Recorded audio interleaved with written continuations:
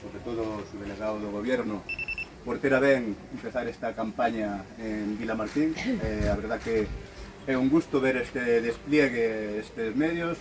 As gracias ao comandante por a labor que están facendo no Camiño. Neste caso falo como presidente da Asociación do Camiño de Inverno, que estamos, desde logo, francamente sorprendidos ca cantidad de medios que se están a dedicar á protección no Camiño, sobre todo pensando nesa inseguridade que a veces se crea polo das mulleres, non? Que sempre é ese eslabón débil que temos que transmitir esa confianza para que sepan que están sempre protegidas. E é un gusto ver que temos todos a nosa disposición.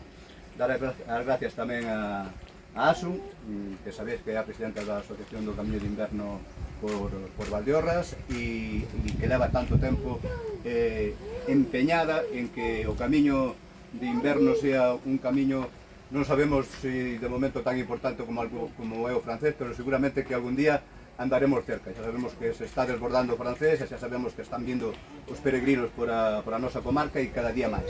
Así que, pues nada,